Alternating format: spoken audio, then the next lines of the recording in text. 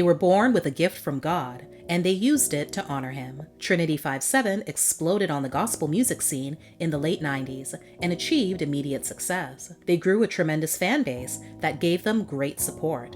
But at the same time, they also found themselves at odds with a group of people that they never expected could be so judgmental and unkind.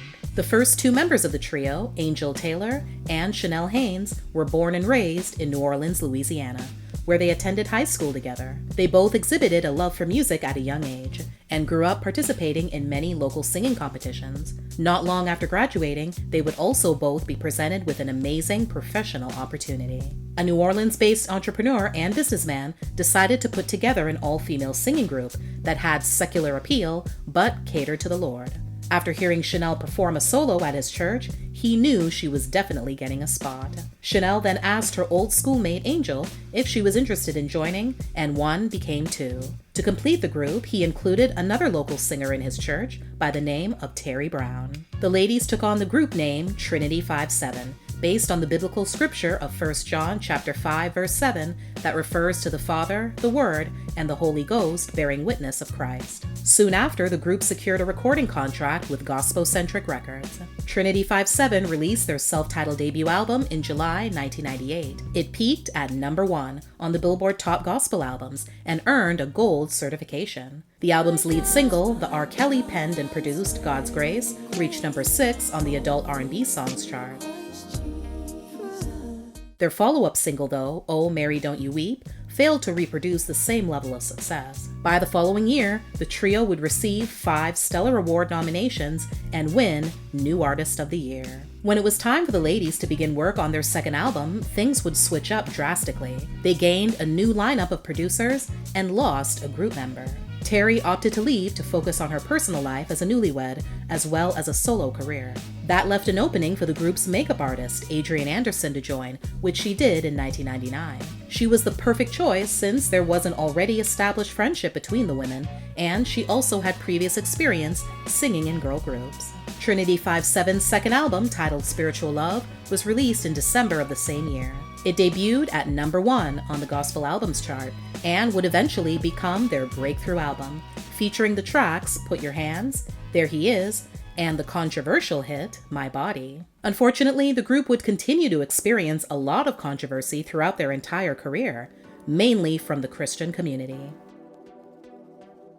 Despite their positive image, the group had been met with a lot of judgment for their style of outfits and appearance, not just on stage, but off as well. One particular incident that the members will never forget is getting booed in a church following a performance. The ladies proved that even if they went out of their way to present themselves more modestly, including being completely covered from neck to ankle, it still wouldn't be enough to make everyone happy. They were so hurt by the reception that they actually shed tears. One member even ran off stage. Another time, following a performance on BET's 106 & Park, some Christian viewers voiced their disappointment via Twitter over the group's wardrobe choices, as well as their answers to some of the host's questions. Things didn't even get better when the ladies went their separate ways. In 2014, Chanel spoke to Vibe, right around the time of the release of her debut solo album, about the backlash she received after a social media post she uploaded showing off her new haircut. I posted the picture, and what do I get? All kinds of stuff like, good Christian girls don't really go out and look like this. You look like the world. You look like you're trying to draw attention to yourself and not to the message of Christ. And they flat out said I was going to hell. I'm just like, what planet are you on? You can't be on Earth right now, because if you believe in the God of the universe, do you actually think my demise will be to burn in hell because of hair color and a haircut? The reason for all the vitriol could very well boil down to one that's been the bane of many people's existence since the beginning of time: not living up to others' expectations. Musically, Trin-i-tee 5-7 has had a lot more in common with secular R&B artists like En Vogue, Destiny's Child, and Brownstone than conventional gospel artists such as Mahalia Jackson or Clara Ward. In terms of image, the group leans more towards being stylish and a little bit sexy, wearing makeup and attractive clothing.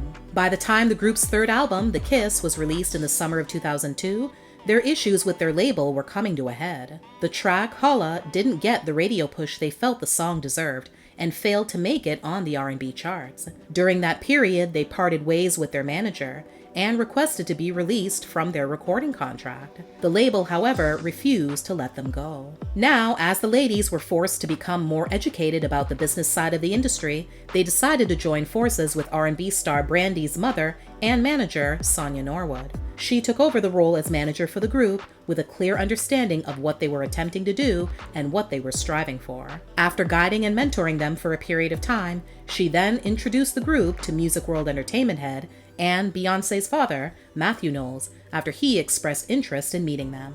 After a lengthy hiatus, Trin-i-tee 57 did get released from their label, making them free and clear to sign with Matthew to Spirit Rising, the gospel music division of his record label. Another major setback that delayed the group being able to put out another project was Hurricane Katrina. Since Angel and Chanel grew up in New Orleans, both of their families suffered greatly. Thankfully, Angel was able to get in touch with her family, ensuring they were safe and sound, and then touched base with Chanel. Sadly, though, she did end up losing her family home. Adrian revealed later that the impact on their lives was so great that they weren't sure if they even wanted to continue with their singing career.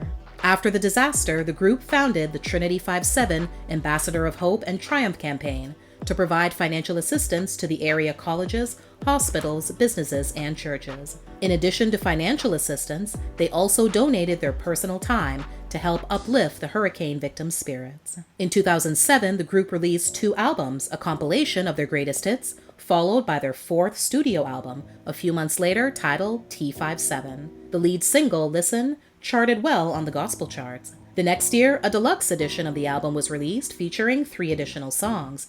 It garnered the group 2 Dove Awards and a Grammy nomination. After the hype of the album died down, the group took this time to begin doing individual projects. Chanel pursued an acting career, Angel became the co-host for the short-lived BET's 106 and Gospel, and Adrian contributed her vocals to other artist projects on the Music World label. Trin-i-tee 57 released their first Christmas album, Love, Peace, Joy at Christmas, in October 2009.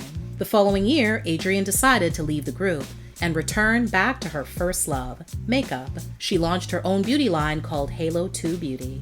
In May 2011, Trin-i-tee 57 released their 6th studio album, and first as a duo, aptly titled Angel and Chanel. It featured the songs Over and Over, Heaven Hear My Heart, and Bring Your Praise. The album became their highest charting on the Hot 200 Albums chart, and once again captured the #1 spot on the Gospel Albums chart. 2 years later, the announcement would come that they would be going their separate ways to pursue solo careers. In September of that year, Chanel released her first solo single, called Believe. Her debut solo album dropped the next year on her own independent label. In 2014, Angel released her first solo single, called Weak, and over the next several years continued to release a handful of other non-album singles. By June 2018, Trin-i-tee 57 was back and released their 8-song EP, appropriately titled Back Again, followed 2 years later by Story of My Life, a compilation album featuring unreleased and leftover songs from their previous albums. Today, Angel and Chanel are focused on enjoying their families, as well as continuing to keep their artistic juices flowing.